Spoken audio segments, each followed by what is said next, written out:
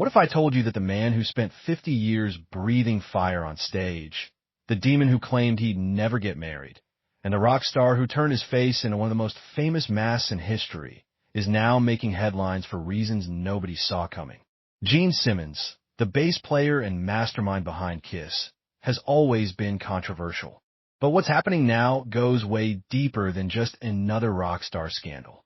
This is about family secrets, business empires, and a man who built his whole life on being untouchable, only to discover that fame can bite back harder than any demon. You think you know Gene Simmons? You know nothing yet. Let me take you on a journey that starts in a tiny apartment in Israel and ends with one of the most complicated legacies in rock and roll history. This isn't just about music. This is about survival, transformation, and what happens when the person you created to protect yourself becomes the thing that might destroy you.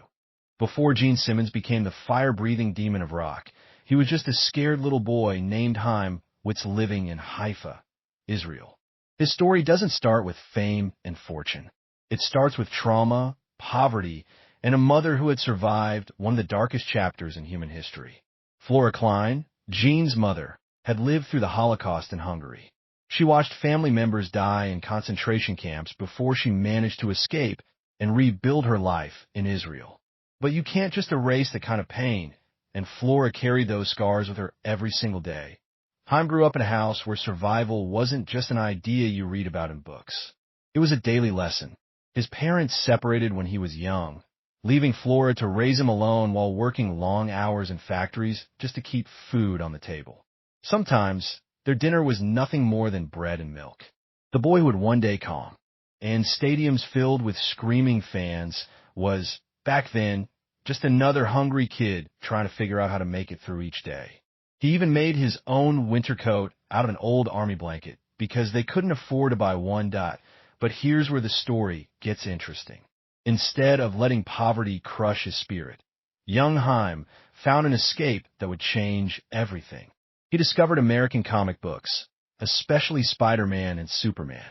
Even though he couldn't read English yet, he would stare at those colorful panels for hours, teaching himself the language word by word because he was determined to understand his heroes. By the age of 7, he could speak Hebrew, Hungarian, Turkish, and was starting to piece together English.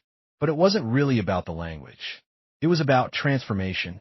If his comic book heroes could hide their pain behind costumes and become something powerful, maybe he could too. In 1958, Flora made a decision that would change both their lives forever. She and Haim packed up everything they owned, which wasn't much, and moved to Queens, New York. They arrived with no money, no family, and no clear plan for the future. For a boy who had already experienced so much change, America was like landing on another planet. Simple things like toilets that flushed and TV dinners amazed him. But school was brutal. His accent made him an easy target for bullies, and once again, he found himself on the outside looking in. Instead of giving up, Haim did what he had always done. He survived. He sold cactus plants door to door, picked fruit, and learned English by watching television and reading comic books. Every rejection, every insult, every door slammed in his face only made him more determined to prove that he was destined for something bigger. He wasn't just trying to fit in anymore. He was planning his takeover. During his teenage years, Haim decided to shed his old identity completely. He legally changed his name to Gene Klein, taking Gene from cowboy stars like Gene Autry. Later, he would become Gene Simmons, a name that sounded more rock and roll, more American, more like someone who could conquer the world. He spent hours practicing guitar, joined small bands, and studied pop culture with the same intensity other kids put into their homework. When the Beatles appeared on The Ed Sullivan Show in 1964, something clicked inside Gene's mind. He didn't just want to be famous. He wanted to be legendary. While other teenagers were partying and experimenting, Gene worked odd jobs at butcher shops and delis, saving every penny he could. He had learned early that money meant power, and power meant never having to feel helpless again. He didn't drink alcohol or use drugs, keeping his mind clear and focused on his ultimate goal. He watched other musicians destroy themselves with excess, and he promised himself he would never be that weak. When Gene finally teamed up with Paul Stanley to create what would become Kiss, he knew exactly what he wanted to build. This wasn't going to be just another rock band playing music in small clubs. He wanted to create something that had never existed before, a spectacle so big and bold that people would never forget it. And that's when the Demon was born. The painted face, the blood spitting, the fire breathing, all of it was carefully calculated. Gene wasn't just putting on a show. He was creating armor, a character so powerful and terrifying that nobody would ever see the scared little boy from Haifa underneath. The Demon was everything Heimwitz had never been allowed to be. Fearless, dominant, untouchable. But creating that character was only the beginning. Gene Simmons was about to revolutionize not just rock music, but the entire entertainment business. When Kiss formed in the early 1970s, Gene Simmons had a vision that went far beyond just making music. While other bands focused on writing songs and playing gigs, Gene was thinking bigger. Much bigger. He looked at Kiss and saw something that had never existed in rock and roll before. A brand that could be sold, packaged, and marketed just like any other product. And he was absolutely right. The foundation of the Kiss empire was built on 4 distinct characters. Paul Stanley became the star child, Ace Frehley transformed into the spaceman. Peter Criss painted himself as the Catman, and Gene, of course, became the Demon. These weren't just costumes or stage names. They were comic book characters come to life, each with their own personality and look. In a music world where most bands looked pretty much the same, Kiss stood out like nothing anyone had ever seen. But Gene's real genius wasn't in the makeup or the theatrics. It was in realizing that if kids could wear the same faces they saw on stage, Kiss could become more than just a band. They could become a lifestyle, an identity that fans could buy and take home with them. And that's exactly what happened. By 1975, even before Kiss had their first major radio hit, Gene had launched an ambitious merchandising campaign. Kiss lunchboxes appeared in school cafeterias. Trading cards showed up in corner stores, and action figures lined toy store shelves. Parents who absolutely hated the music found themselves buying Kiss products because their kids demanded them. It was unlike anything the rock world had ever seen, and it was making the band millions of dollars. The turning point came with the release of their live album Alive in 1975. This recording captured all the chaos, excitement, and pure spectacle of a Kiss concert and brought it into people's homes. The album became a massive commercial success, selling millions of copies and finally giving Kiss the breakthrough they needed. Suddenly, they weren't just a cult band playing small venues. They were selling out arenas and building what became known as the Kiss Army, one of the most loyal fan bases in rock history. Gene understood something that most musicians miss completely. Fan loyalty could be turned into profit, not just through concert tickets and album sales, but through everything connected to the Kiss experience. By the end of the 1970s, Kiss had launched more than 100 different licensed products. There were Kiss pinball machines, Halloween costumes, board games, and even Kiss-branded coffins, though those came much later. If people wanted to buy it, Gene was happy to put the Kiss logo on it. Critics called it shameless commercialization, but Gene had a simple response. Being called a sellout means somebody's buying. He didn't care if music purists thought he was destroying the art of rock and roll. He was building an empire that would outlast any single song or album.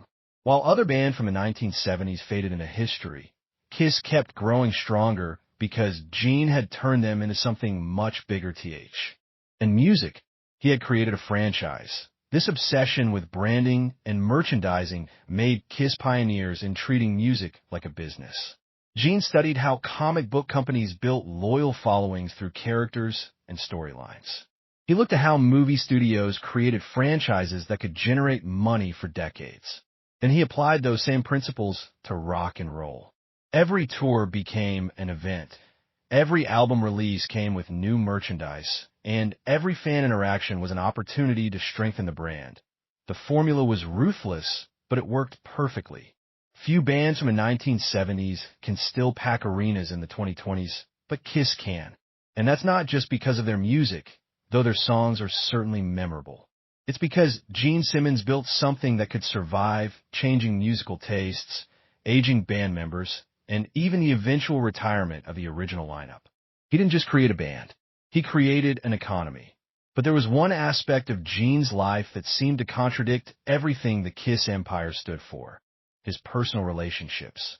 For decades, the Demon had cultivated an image of being untouchable, unattached, and completely focused on conquest rather than commitment.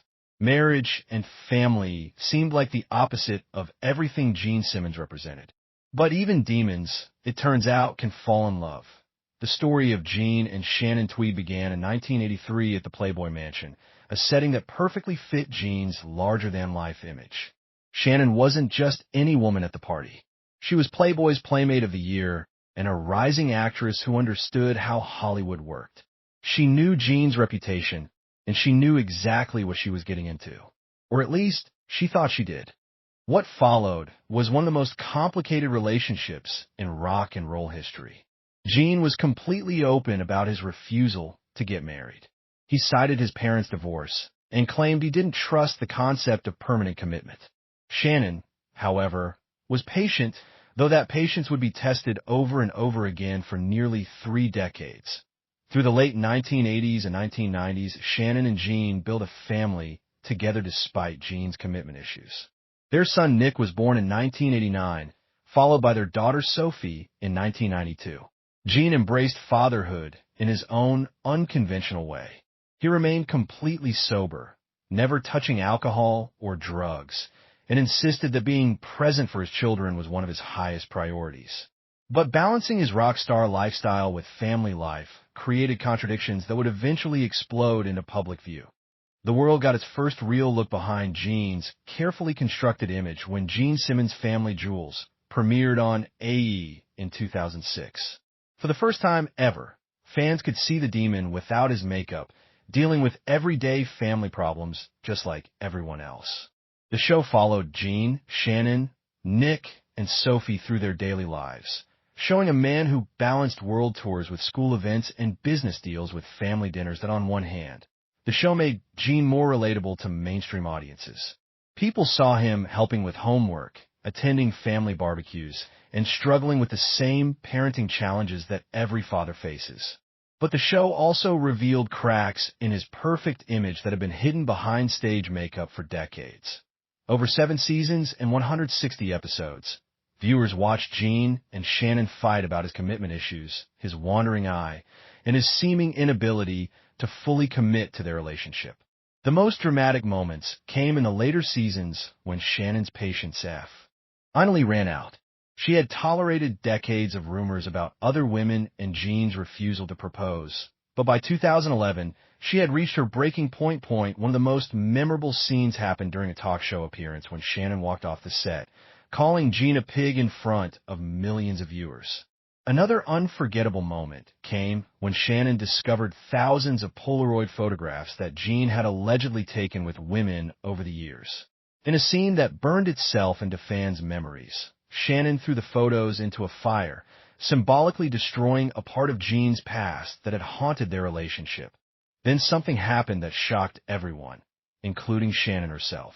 In July 2011, after nearly 28 years together, Gene finally proposed. The wedding took place in October, with Nick serving as best man and Sophie as maid of honor. For a man who had spent decades claiming that marriage was just a piece of paper, the ceremony was deeply emotional. Critics called it a publicity stunt, but fans saw it as proof that even the Demon could learn to love without conditions. Reality television had completely rewritten Gene Simmons' public image. He went from being the untouchable rock god to a flawed partner and sometimes awkward father who was trying, rather late in life, to balance his massive ego with genuine love.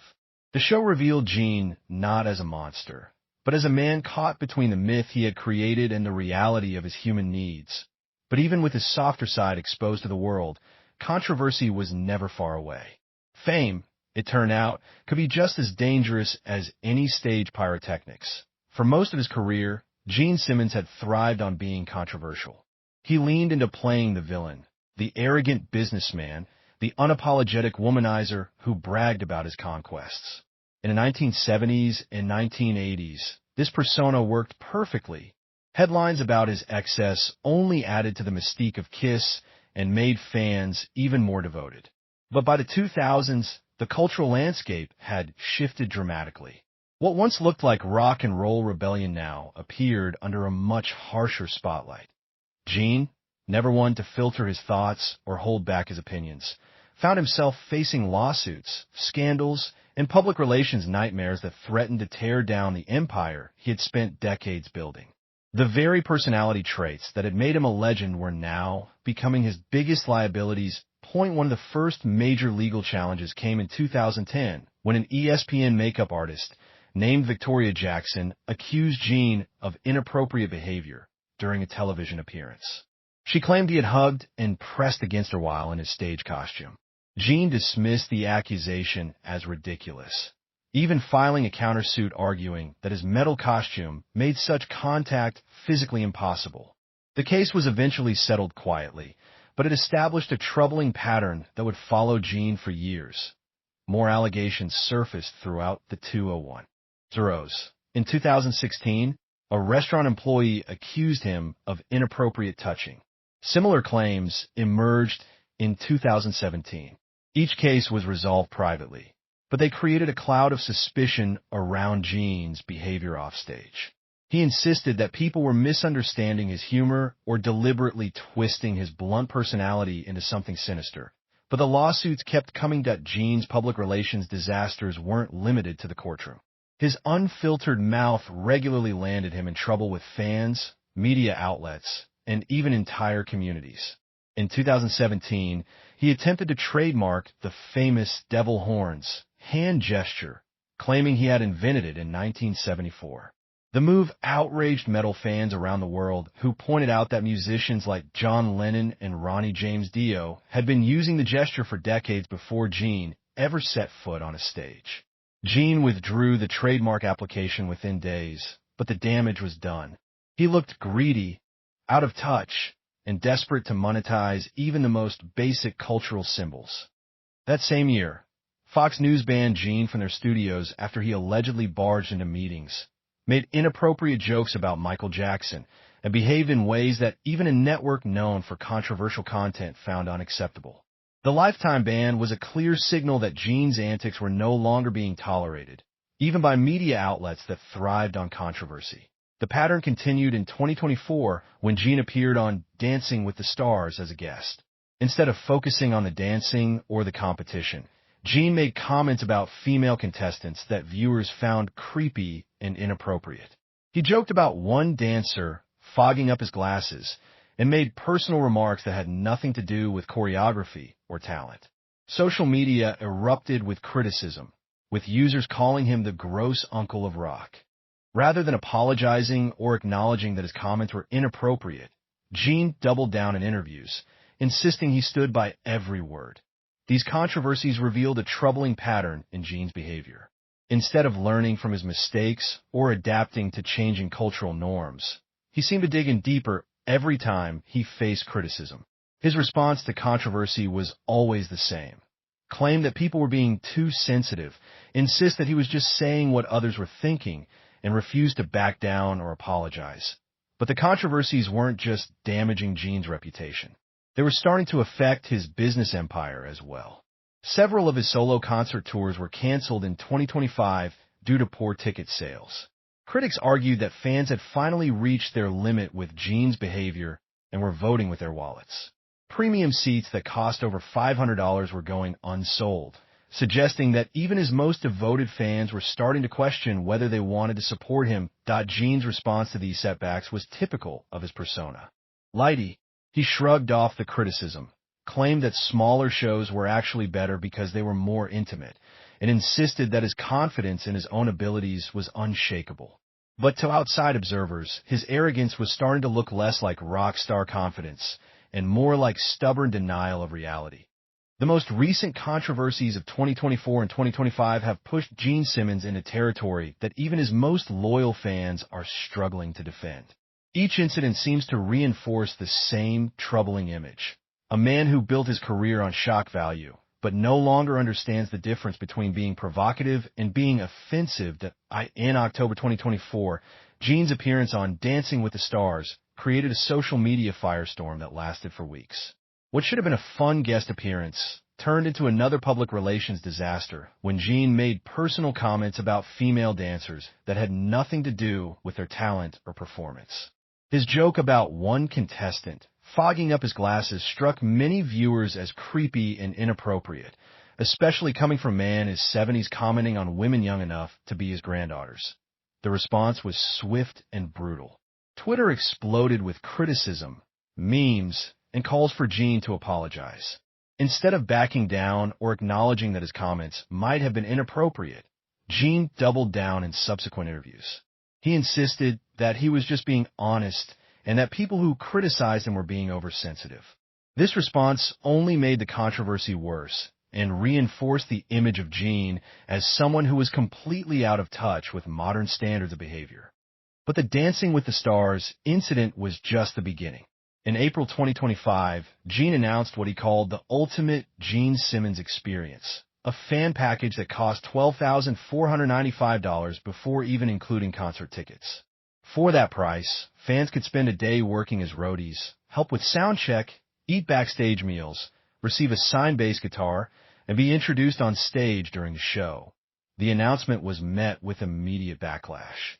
Critics called it the most tone-deaf marketing move in rock history, especially during a time when many families were struggling with inflation and economic uncertainty. Music blogs dubbed it shameless profiteering and questioned whether Gene had any understanding of what ordinary people could afford. The fact that some packages actually sold out only made the controversy worse, with critics arguing that Gene was exploiting his most devoted fans. Perhaps the most polarizing moment of 2025 came in August when Gene and Kiss received Kennedy Center honors from President Donald Trump. The ceremony should have been a crowning achievement in Gene's career, but instead it became a source of division among fans and critics. Many people remembered Gene's harsh criticism of Trump after January 6th, when Gene had compared Trump's political rise to cockroaches crawling from walls. Receiving an award from the same man he had previously criticized struck many observers as hypocritical. The social media response was immediate and merciless. Memes comparing Gene's past criticisms with photos from the awards ceremony flooded Twitter and Instagram. Fans accused Gene of abandoning his principles for the sake of recognition and publicity. Gene chose not to comment on the controversy, but his silence only fueled more speculation that his business interests had overruled his personal convictions. The year also revealed some cracks in Gene's seemingly bulletproof confidence. Several of his solo shows were canceled in March 2025 due to disappointing ticket sales. Premium seats priced at over $500 were going unsold, and venues were struggling to fill even half their capacity. For critics, the cancellations were proof that fans had finally reached their limit with Gene's behavior and were no longer willing to pay premium prices to see him perform. Gene's response to the canceled shows was predictably defiant. He claimed that smaller, more intimate venues were actually preferable and that the cancellations had nothing to do with fan dissatisfaction. But industry observers saw the cancellations as a clear sign that Gene's reputation for squeezing every dollar out of his brand had finally begun to backfire. Not every moment of 2025 was controversial, however. During a July interview on CBS Morning, Gene broke down in tears while remembering Ozzy Osbourne, who had recently passed away. Gene recalled Kiss opening for Black Sabbath in the 1970s and called Ozzy a genuine, egoless soul. For a man famous for his bravado and arrogance, the tears surprised everyone who saw the interview. It was a brief glimpse of vulnerability that reminded people that underneath all the makeup and controversy, Gene Simmons was still human. These recent flashpoints have created a complex picture of Gene Simmons in 2025, still capable of generating headlines and selling merchandise, but increasingly isolated from mainstream culture and even from some of his own fans. The man who once thrived on controversy now seems to be controlled by it, making headlines for all the wrong reasons while struggling to understand why his old methods no longer work in a changed world. For Gene Simmons, The question is no longer whether he can generate attention. The question is whether that attention is helping or hurting the legacy he has spent 50 years building. And as he faces the possibility of passing that legacy on to the next generation, the stakes have never been higher. Throughout his entire career, Gene Simmons has been obsessed with building something that would outlast him. He didn't just want to be a successful musician. He wanted to create an empire that would survive long after he stopped breathing fire on stage. But as he enters the later stages of his life, the question of what happens to that empire becomes more complicated, especially when it involves the people he loves most. Gene's children, Nick and Sophie, grew up in the spotlight, but they also grew up in the shadow of one of the most famous personas in entertainment history. Being the child of Gene Simmons came with incredible privileges, but it also came with enormous pressure and expectations that most young people never have to face. Nick, born in 1989, decided early on that he wanted to forge his own creative path. Instead of following his father into music, he chose to pursue comic book creation, a field that seemed to offer him a chance to build his own identity separate from the Kiss brand. In 2010, he released a comic called Incarnate, which was supposed to launch his career as a serious creative talent.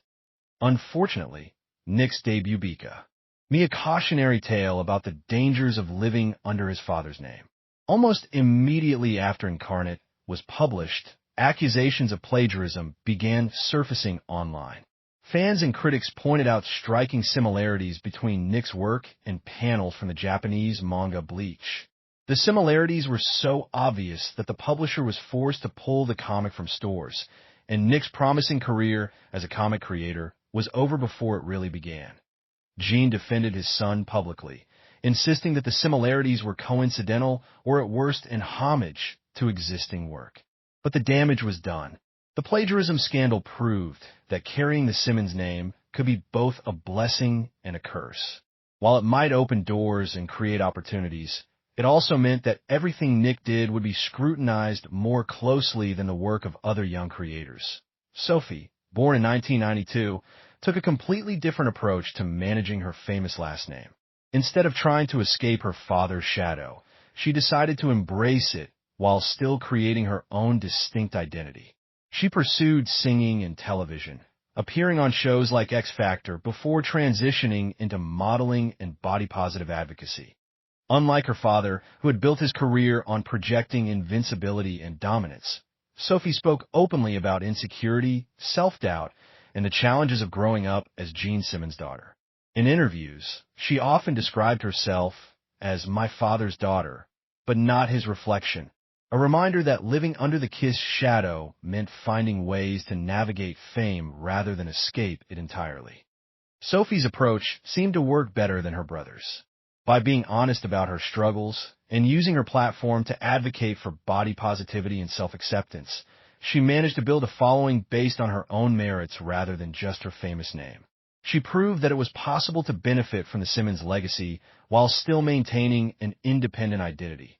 Shannon Tweed, while not technically an heir to Gene's empire, has played a crucial role in shaping and stabilizing the Simmons family brand. Her presence on Gene Simmons' Family Jewels helped humanize Gene in ways that decades of interviews and performances never could. Fans credit Shannon with transforming Gene from a cartoon character into a real person with real relationships and real emotions. But perhaps Gene's most important heir isn't a person at all. It's the Kiss brand itself, which has grown far beyond the four men who created it to become a cultural institution. With over 5,000 licensed products carrying the Kiss logo and more than $1 billion of merchandise sales, the brand has achieved a level of recognition and profitability that most businesses can only dream of. Gene often refers to Kiss as proof that ideas live longer than music, and he has a point. While many of their contemporaries from the 1970s have been forgotten, Kiss remains instantly recognizable to people who weren't even born when the band was in its prime. The four painted faces have become as iconic as any logo in entertainment history. But that success creates its own challenges for Gene's actual heirs. Nick and Sophie will inherit wealth and fame, but they will also inherit the enormous expectations that come with the Simmons name. Every business decision they make, every creative project they pursue, and every public statement they give will be measured against their father's larger-than-life achievements. For Gene himself, the empire he built has become both a blessing and a burden. He can never fully escape the demon character, even in his most private moments. Every tour, every product launch, every business venture reinforces the same cycle. Gene Simmons the man versus Gene Simmons the brand. The character that once protected him has now become something he can never take off. Even when he wants it out as he looks toward the future, Gene faces a complex legacy. His business innovations change how musicians think about branding and merchandising. His theatrical performances influence generations of rock performers. His family, despite all its struggles and public drama, has stayed together through decades of pressure and scrutiny. But he also leaves behind a trail of controversies, lawsuits, and burned bridges that complicate any simple assessment of his impact. The same drive and ambition that made him successful also made him enemies and created problems that continue to haunt him in his 70s. The true test of Gene's legacy may be what happens after he's gone. Will Kiss endure like Disney or Marvel, continuing to generate new fans and new revenue long after creators are gone? Or will it fade into nostalgia, remembered as a product of its time rather than a timeless cultural force? Will his children find ways to honor their father's achievements while building their own identities? Will Shannon be remembered as the woman who tamed the demon, or as someone who sacrificed her own identity for the sake of a complicated relationship? These questions don't have easy answers, but they point to the central contradiction of Gene Simmons' life. He set out to build something permanent in an industry known for its impermanence. He succeeded beyond his wildest dreams, but in doing so, he created expectations and pressures that may be impossible for anyone, including himself, to live up to. After 50 years in the spotlight, Gene Simmons has become one of the most recognizable figures in entertainment history. He transformed himself from a scared immigrant child into a global icon, built a business empire that redefined how musicians approach their careers, and created a character so powerful that it overshadowed the man who created it. But as the lights dim and the crowds quiet down, the most important question remains. What's left when all the spectacle fades away? Gene's story is ultimately about transformation and the price of reinvention.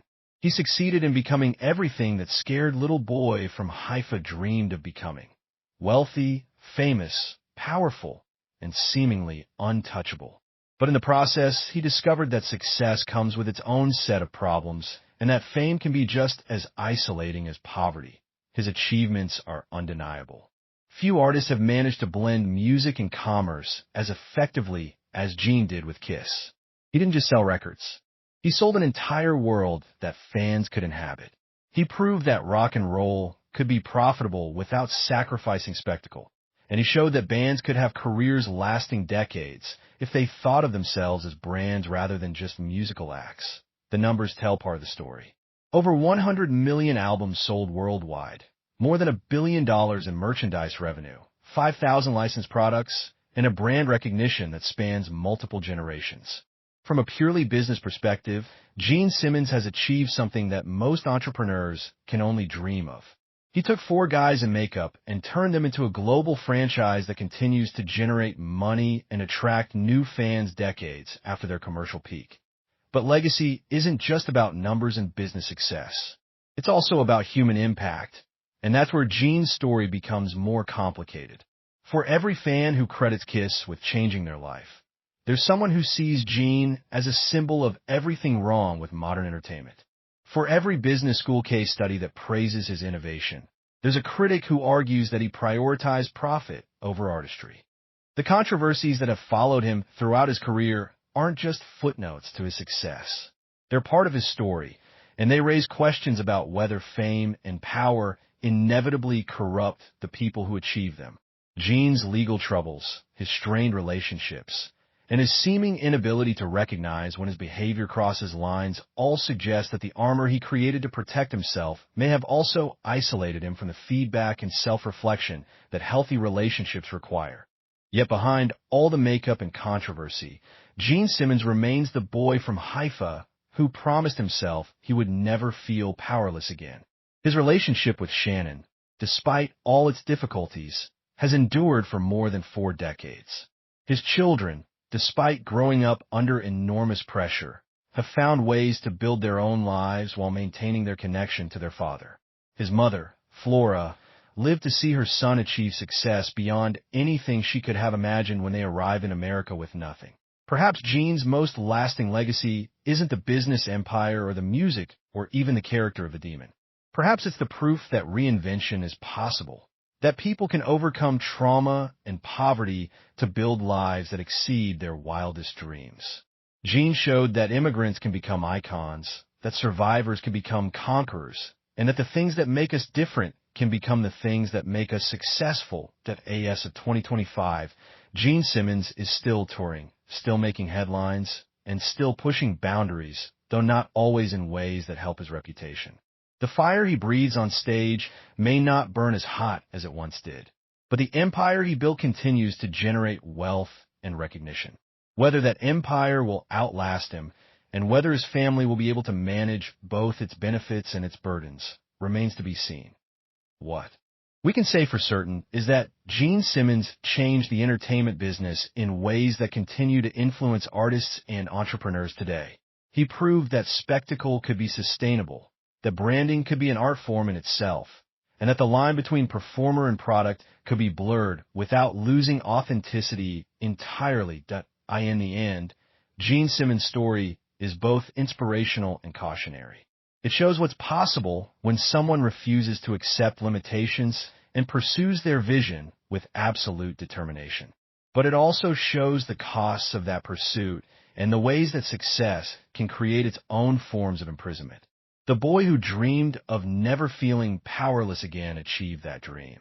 But he may have discovered that power comes with responsibilities and consequences that are impossible to fully control. Whether you see Gene Simmons as a marketing genius, a cautionary tale, or something in between probably depends on what you value most. Artistic purity or business success, authenticity or spectacle, humility or ambition. What's undeniable is that he created something that will outlast him and influenced countless people to think bigger about what's possible in their own lives. And that, perhaps, is legacy enough for any demon that if this deep dive into Gene Simmons' incredible and complicated story helped you understand the man behind the makeup, I want to hear what you think. Drop your thoughts in the comments below. Do you see him as a brilliant businessman who revolutionized rock and roll, or as someone who let fame and power corrupt his values? Maybe you think he's both, and that's what makes his story so fascinating. Hit that like button if this breakdown gave you new insights into one of rock's most controversial figures. Share this video with anyone who's ever wondered what really drives the people who become larger than life. And make sure to subscribe and ring that notification bell, because we've got more untold stories about the legends who shaped our culture, often in ways they never intended. When you're ready for another deep dive into the complicated world of fame, power, and the price of success, check out the next video on your screen. Trust me, the stories we uncover will surprise you, challenge what you think you know, and remind you that behind every icon is a human being trying to figure out how to live with the consequences of their choices. Thanks for watching, and I'll see you in the next one.